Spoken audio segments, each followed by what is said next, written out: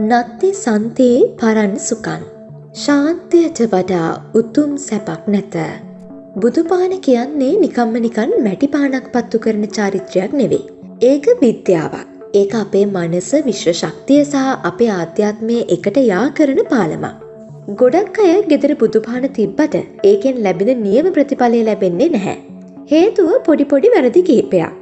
ඔබ මේ කියන විදියට හරිම ක්‍රමයට, හරිම වෙලාවට, හරිම දිශාවට පහන පත්තු කළොත් ඒ ආලෝකය ඔබේ මුළු ජීවිතේම අඳුර පරදවලා ඔබව සාර්ථකත්වය කරා ගෙන යනවා ඒකාන්තයි. ඔබේ සාර්ථකත්වයට පාර කියන බුදු පහන තැබීමේ නිවැරදි ක්‍රම 10ක් මෙන්න.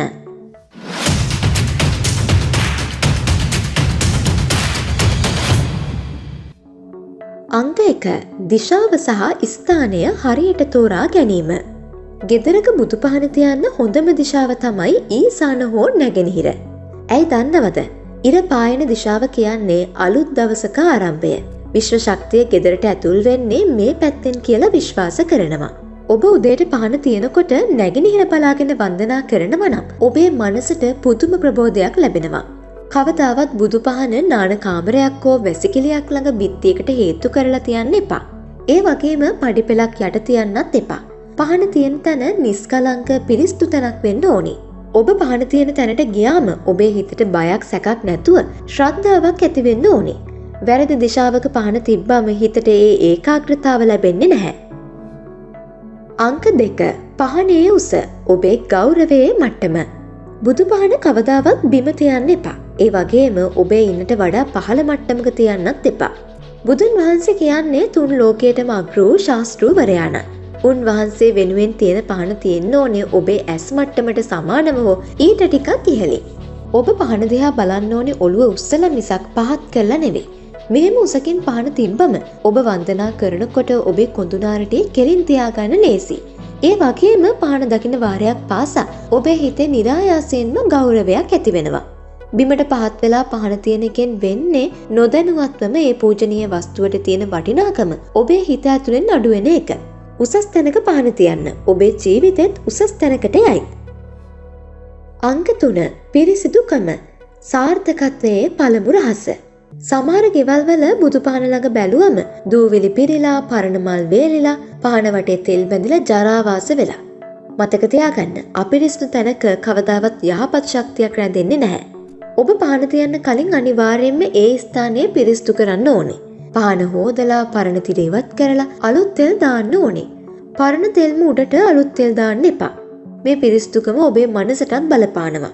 පිරිසිදු මල් ආසනයක් දකිනකොට ඔබේ හිත නිකම්ම පිරිසිදු වෙනවා. ඔබේ හිත පිරිසිදු නම් ඔබ කරන කියන දේවල් සාර්ථක වෙනවා. කුණු ගොඩක් උඩ පහනක් පත්තු කළාට වැඩක් නැහැ. ඒක නිකම්ම ගින්නක් විතරයි.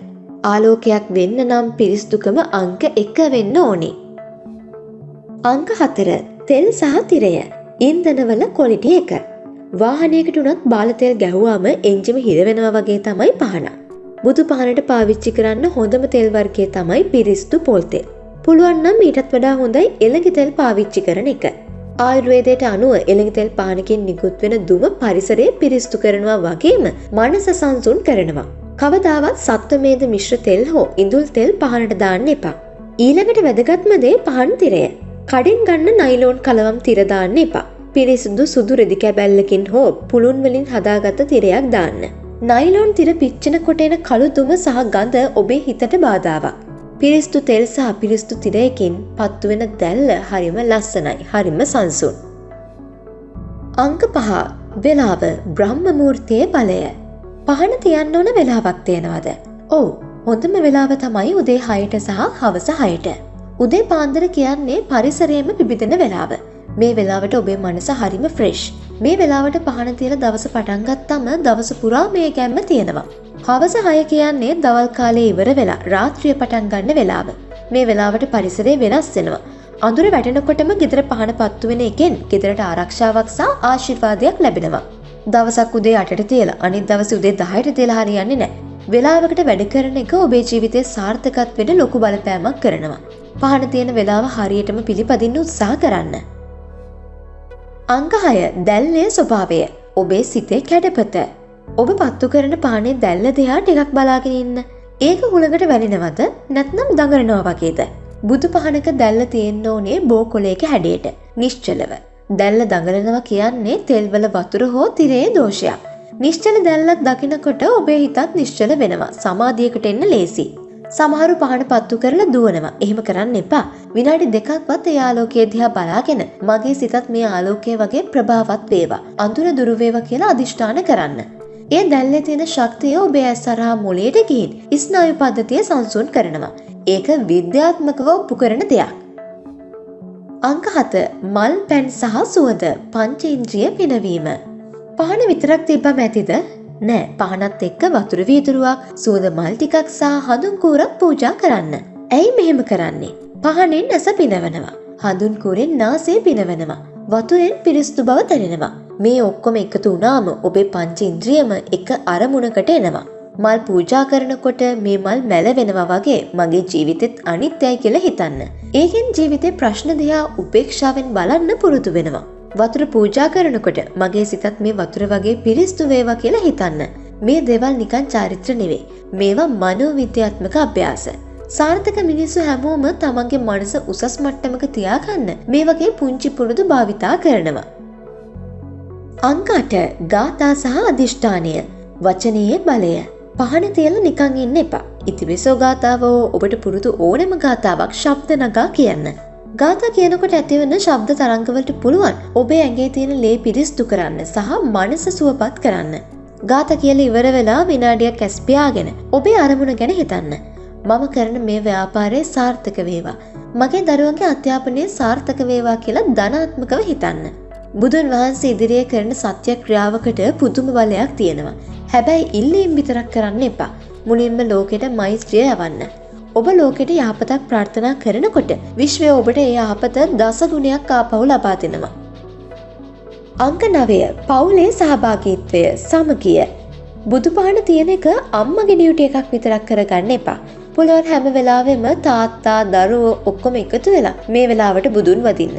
පවුලක් විදියට එකට එකතු වෙලා කරන මේ පුංචි වැඩේ නිසා ගෙදර ලොකු සමගියක් ඇති වෙනවා. දරුවන්ගේ හිතවල ආගමික භක්තියක් ඇති වෙනවා. ගෙදර ප්‍රශ්න රණ්ඩු සරුවල් අඩු වෙන්න මේක ලොකු හේතුවක්. සාර්ථක මිනිහෙක් වෙන්න නම් ගෙදර සාමය තියෙන්න ඕනේ. ගෙදර ගිනි ගොඩක් නම් ඔබට එළියට ගිහින් ලෝකෙ දිනන්න බෑ. බුදු පහන වටා එකතු වෙන පවුල කවදාවත් විසිරෙන්නේ නැහැ. ඒ එකමුතුකම තමයි ඔබේ සාර්ථකත්වයේ පදනම. අංක 10 නොකඩවා කිරීමේ ගුණය. අද පහන තිබ්බ හෙට මහන්සි කියලා නිකන් හිටියා. ආය දවස් දෙකකින් තිබ්බා. මේ විදියට කරලා නම් සාර්ථක වෙන්න බෑ. බුදු පහන තියෙන එක ඔබේ ජීවිතේ අනිවාර්ය අංගයක් කරගන්න. ඔබ දන්නවද එක දිගට දවස් 21ක් යම් දෙයක් කළොත් ඒක පුරුද්දක් වෙනවා. දවස් 90ක් කළොත් ඒක ජීවන රටාවක් වෙනවා. නොකඩවා පහන තියෙන කෙනාට විනයක් හැදෙනවා. අන්න ඒ විනය තමයි ඔයාව බිස්නස් එකේදී රස්සාවේදී ඉහළටම අරන් යන්නේ. වැස්සක් පෑවුවත් මහන්සි වුණත් මම මගේ පහන තියෙනවා කියන අදිෂ්ඨානයේ තියෙන මිනිහව වටන්න කාටවත් බෑ. ඒ කැපවීම විශ්වය දකිනවා. ඒකට ප්‍රතිඵල ලැබෙනවාමයි. බුදු පහන කියන්නේ ආලෝකය. ආලෝකයේ තියෙන තැන අඳුර ටිකක් නැහැ. අද ඉඳන් මේ විදිහට පහන තියලා බලන්න. ඔබේ ජීවිතේ ආලෝකමත් වෙන හැටි ඔබටම බලා ගන්න පුළුවන් වෙයි. වටිනවා නම් ෂෙයා කරන්න. ධර්ම දානයක් වේවා.